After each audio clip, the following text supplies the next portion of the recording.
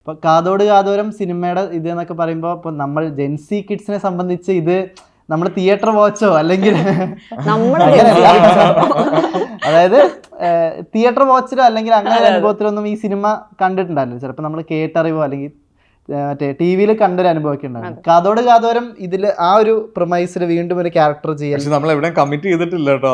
അതാണ് കൺഫേം ചെയ്തിട്ടില്ല അല്ലെ. ഒരുപാട് ഡിസ്കഷൻസ് ഇതിനെ പറ്റി ഓൺലൈനിൽ വരുന്നുണ്ട്. അപ്പൊ പല സമയം ഷോർട്ടും ഭരതൻ സാറിന്റെ അപ്പൊ അത് ആണോ അല്ലെങ്കിൽ ആ സിനിമയുമായിട്ട് ഇതിന് റിലേഷൻ ഉണ്ടോ എന്നൊന്നും എവിടെയും ഇതുവരെ സോഫാർ നമ്മൾ കമ്മിറ്റ് ചെയ്തിട്ടില്ല. ബട്ട് സ്റ്റിൽ ഈ പറയുന്ന പോലെ ഒരു സിനിമയുമായിട്ട് ഇതിനൊരു ബന്ധമുണ്ട്. അപ്പൊ അത് തന്നെയായിരുന്നു ഇതിന്റെ ഏറ്റവും വലിയ ഒരു ഹൈ എന്ന് പറയുന്നത്. എനിക്കും ഞാൻ ഈ സ്ക്രിപ്റ്റ് കേട്ട് കഴിഞ്ഞിട്ട് ഞാൻ ആദ്യം ചെയ്തത് ഈ പെർട്ടിക്കുലർ സിനിമ എടുത്തിട്ടൊന്ന് കണ്ടു, എന്തെങ്കിലും ഒരു ക്ലൂ ഇങ്ങനത്തെ ഒരു ഡൈവേർഷനുള്ള സാധ്യത ആ സിനിമയിൽ കിടക്കുന്നുണ്ടോ എന്ന് അറിയാൻ.